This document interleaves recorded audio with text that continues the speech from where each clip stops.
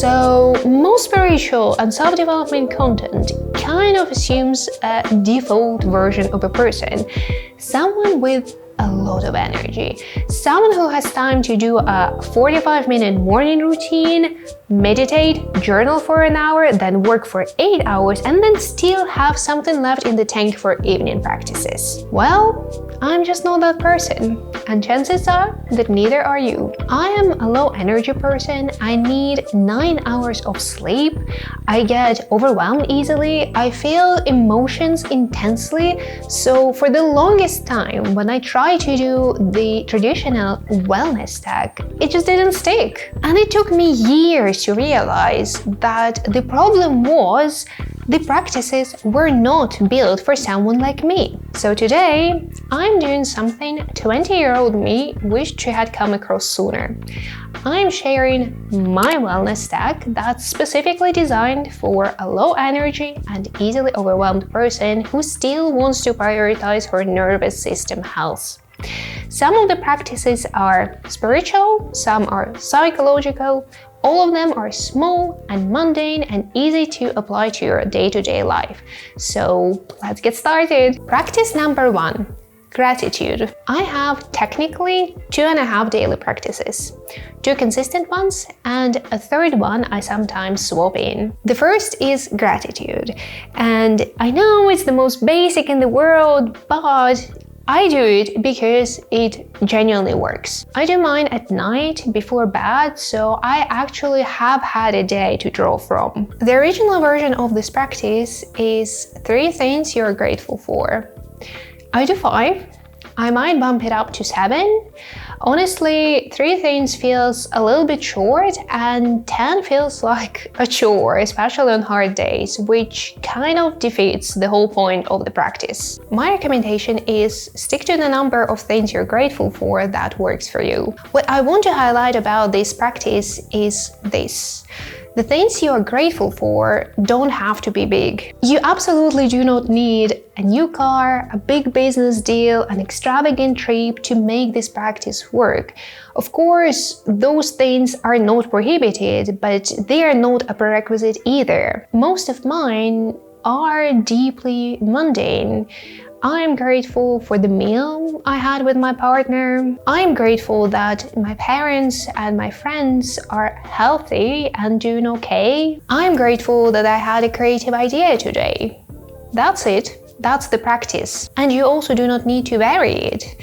If every single day you're grateful that you have a roof over your head, you're healthy, you're safe, I honestly think that is beautiful. Repeating the same things is not a failure of the practice, it is the practice. Noticing is the whole point. Practice number 2, trust building. By the way, some people call it manifestation. The second practice is probably the most controversial one out of the whole stack, but it earns its keep.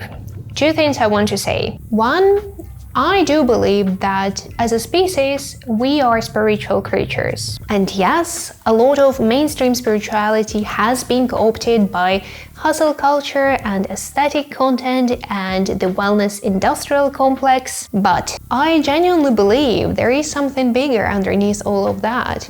This real human need to feel connected to something bigger than ourselves. That's why, in my opinion, you need at least 1 daily practice that fulfills that part of you.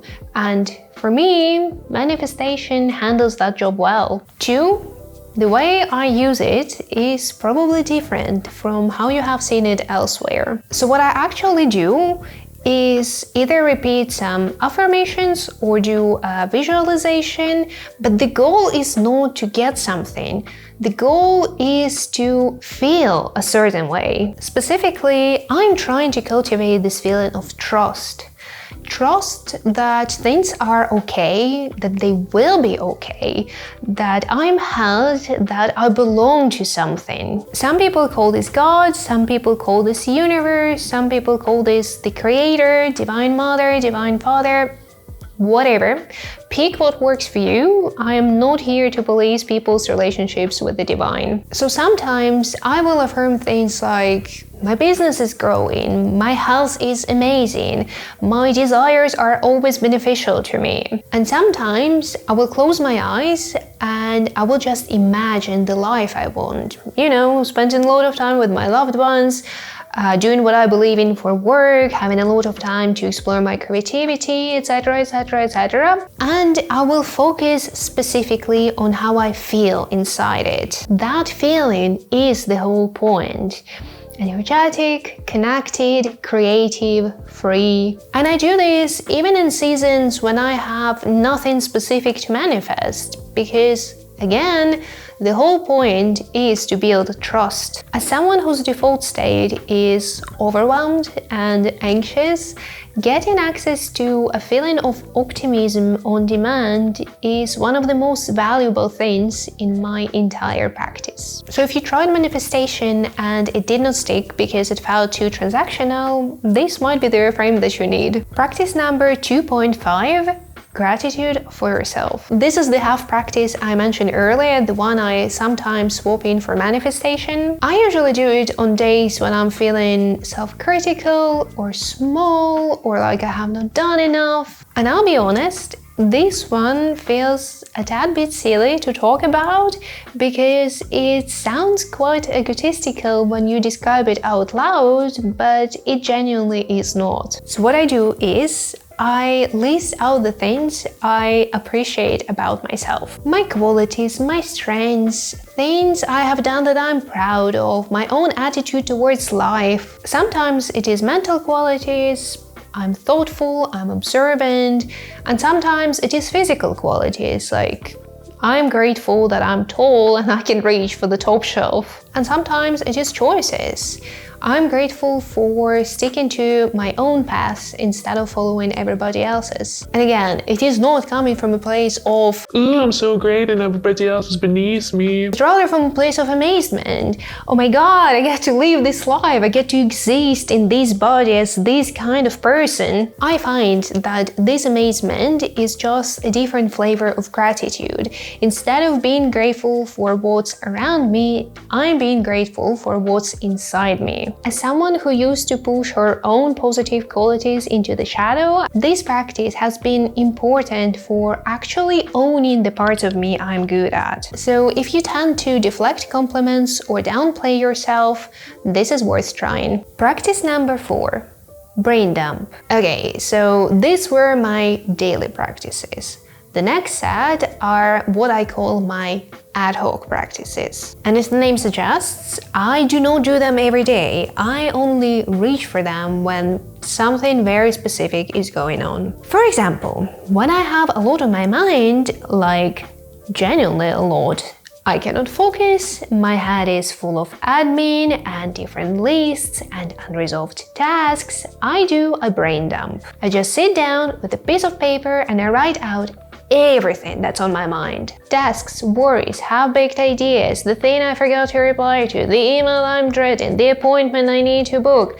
I do not organize it, I am just emptying it. And the reason this works is, and I've talked about it a few times already, your head can only hold so much. It's like RAM, basically. Once it is full, everything else starts running slowly. You cannot focus, you forget things, you feel low-grade anxiety running in the background because your brain is using all its capacity just to keep this list alive. The brain dump moves the list from your head to the page, which actually frees up capacity to do anything. After I brain dumped, I usually look at the page and ask myself, of all of this, which one is actually pulling me right now? The question alone usually reveals what was really bothering me. Sometimes it's the obvious thing, and sometimes it's something I did not realize was the loudest item until I saw it written down. If you want to see the full breakdown of how this practice works, I talk about it in my video about overwhelm and what to do with it, and I will link it up here and in the description box below. Practice number 5. Talking to the feeling. This is one of my favorites, although it is genuinely unhinged, but Once you start doing it, trust me, there is no going back. So, when I'm preoccupied with a feeling and I cannot quite tell what it is, like, is this anxiety, is this anger, is this sadness? I do not know what I'm feeling exactly, I just feel something. I talk to it. And specifically, I journal as if I were talking to an entity that has a mind of its own. Told you, unhinged. I literally write down, okay, what are you trying to tell me? And then I write whatever comes up. The first answers are usually shallow, so I keep asking myself, but why? You've probably heard of the 5 whys exercise. This one applies here. I keep going until I hit something that has a strong emotional charge. It might take 30 minutes, it might take an hour, it might take 3 hours. You might feel tears at some point, or shivers, or a strong urge to stop writing. Those are the signs that you are getting close. And by the end, you usually have something useful. Now that you know what the feeling was about, you can either keep the story if it serves you, or release it if it doesn't. Either way, you're not just spinning in the feeling anymore. Practice number 6.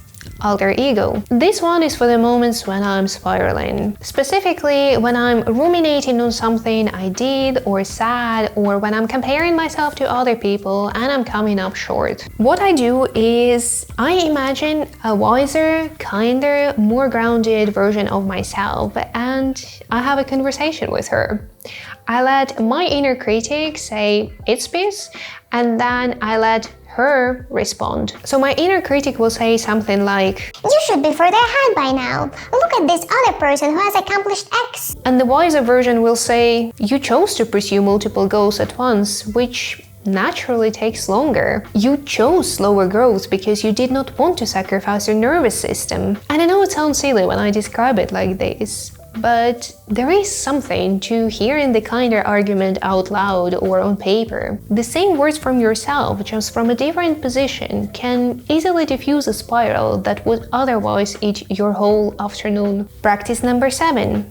The humility practice. After the alter ego conversation has done its magic and I have calmed down a little bit, I usually come back to the original situation. Obviously, once the emotional charge is gone, I am not reminding myself of how bad I am or going back to beat myself up once I have let my guards down. I am using it to remind myself that I'm a human being and humans make mistakes and I'm allowed to make mistakes. Of course, I do the repair where the repair is owed, but perfection is not required, and that is a huge relief. The reason this practice exists separately from the alter ego one is because the alter ego practice is for the acute moment, when you need someone to take the inner critic down a notch. The humility practice is for after, once you can look at it without flinching. It is the practice that turns the situation into something useful long-term, like empathy or a healthier self-esteem that allows space for mistakes. For me personally, this practice has made me less reactive to my own mistakes, which has been one of the bigger shifts I've noticed in myself. Practice number 8. Shadow work. Again, I have a whole video on this topic already, so I will not go too deep right now. So if you want to learn more, I recommend you watch that video instead. But shadow work belongs in this tag because it's the practice that's constantly running in the background. The short version is, shadow work is what I do when something triggers me. When I have a reaction that's bigger than the situation actually warrants, I treat that gap as information. I do not just push past the trigger. I look at it. I ask, what is the story underneath this? What am I telling myself about myself or the world that I have not actually examined? And often the answer is something I absorbed years ago and never questioned. This is less of a single thing I do at a specific moment and more of an attitude I try to bring to my own self-awareness. I've been doing some version of this for the past 5 to 6 years and I still find new things. And this is it. This is my wellness stack that's been specifically designed for a low energy person. Let me know in the comment section if this resonates. Like and subscribe if you found this video useful, and as always, I wish you a great day and I will see you next time. Bye bye!